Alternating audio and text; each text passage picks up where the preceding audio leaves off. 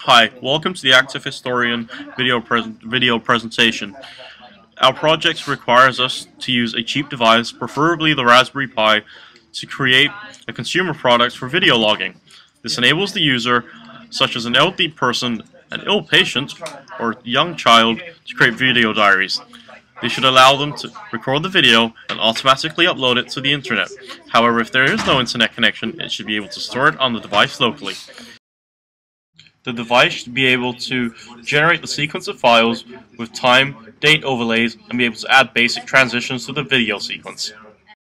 Additionally, the device is required to use minimal buttons as possible. In our case, just one button. The device should also be able to be accessed, should also be able to be accessed using Windows 8, Android, and iOS. Let's go. Okay, so here's the Raspberry Pi running on a HDMI cable with a loop device used as its power source and its information source. Connected to it is a Realtek 802.11n Wi-Fi module, a keyboard, a mouse, and a webcam. This is also connected to a router with a 30 decibel antenna, which can be connected to a WAM. So over to the what do you call this? TV thing. Basically, the problem we have is the upload rate, the update rate of which the webcam is able to capture the video, and it's not really working at all. So VJ, explain why it's not working. Basically, we have a CPU.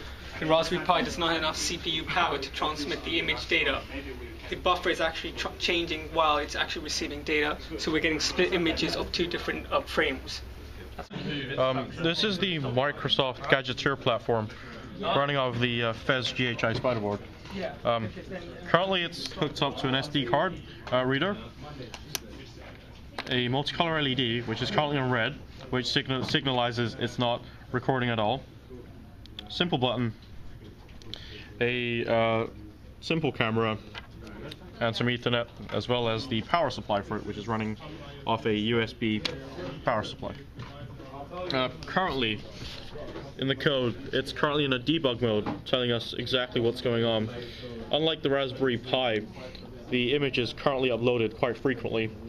So now if I push the SD card in, we will soon be able to get an SD card mounted debug message. So at this moment in time, if I was to press this button right here, the LED, as you can see, changed color to show that the image is being recorded, and with the red meaning it stopped recorded. So we're able to get back the debug. So we can see here, we allocated the string name to the picture. We entered a try and catch block to try and save the image, found the storage image, and we successfully saved it as part of the debug. So right now, on the SD card, there is the information from the webcam that we saved. From here we also need to, once we connect the Ethernet to a router, we should be able to get this uploaded automatically using the Azure accounts. That's the Gadgeteer platform. So we created a prototype on the Active Historian on an Android phone, which is the U8180 by Huawei. So if you click on the Active Historian, we link it with a Dropbox account. Currently it's using Wi-Fi, however this will also work with the 3G. It takes a bit of time, but it does work. So we now click Allow, which allows us to have access to the folders. So we now have a very simple interface where the user would just click Record. It changes and tells them it's recording. The moment we press Stop, it takes a while to say upload complete. And if we go over to the computer, which is over here, we can see down in the bottom, if you go into it, the computer notifies us that there's a new file added. If we open this up, Apps, Active Historian, we can see, here's the video we just recorded. It's recording the moment we press. So yeah, it played fine. The audio was working. On top of this, we've also created an active historian media player instead of using one such as VLC. So this was created using Java. Currently, it's being tested with HD video, just in case we get an upgrade on the hardware we're using. So as you can see, it's currently playing flawless HD quality video. We can pause, continue playing, stop, go on next, plays the next video. Works fine. So this is just in case we do get a upgrade to a HD quality camera. But to keep it cheap, we kept this thing open source. The phone itself costs £30 and everything's working fine. That's it. Alright, so this is the Raspberry software Raspbian. So basically what we did to make it as light as possible, we stripped down loads of the components in the Raspberry Pi, like we took out scratch to make it as light as possible for it to work on. And right now my colleague Vincent is showing us something using the packages. So these are all the packages that we have, and we uninstalled a few using the sudo apt-get remove command. So that's what we did to remove like packages like scratch, for example, and other components in the system that were not required. So now we're currently also removing software that's not needed there. So you can see a list of all the software that we don't need at all. Therefore, we're saving up so much space. Now, currently it's removing unneeded components. It's looking at dependency trees so that we remove software which has a dependency that's not there. For example, we don't need Brasero, which is a piece of software which is used for recording to CD, considering the Raspberry Pi does not have a CD drive. So here we have the Android emulator, which is the most stripped down version of Android there is.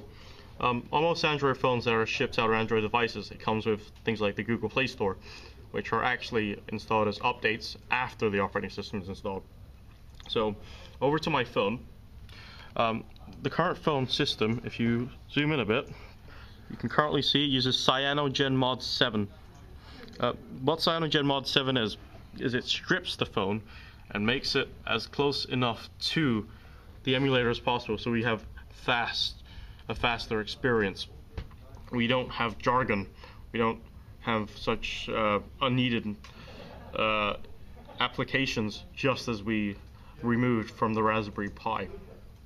So in my case, I did not need things as accessibility options, since I don't have any accessibility problems.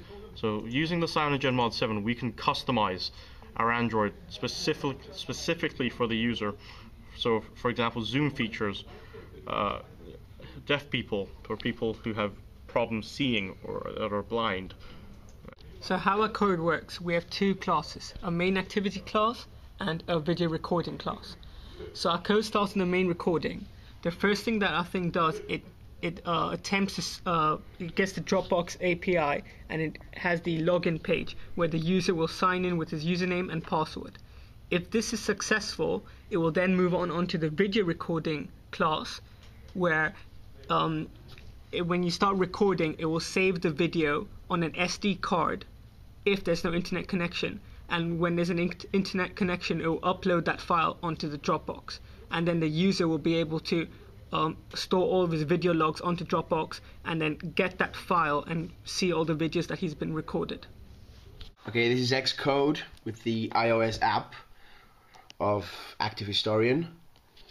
I use a Dropbox API and a concise kit from an open source which contains functions and macros that help me write the code easier and faster. So what I did here was use the DB REST client of Dropbox to communicate with the account. So here we run the iPhone app.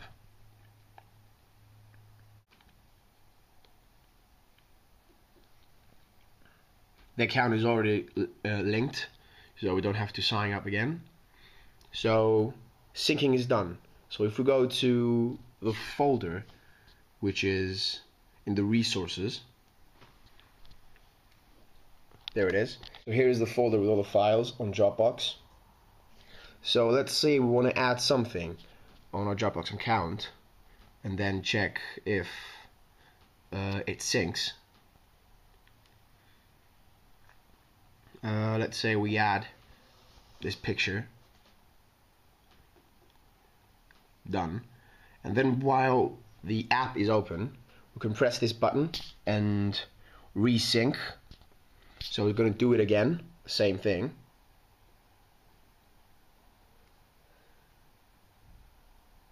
So the syncing is done. So if we go again in our folder and find this download.jpg, so let's go to the folder.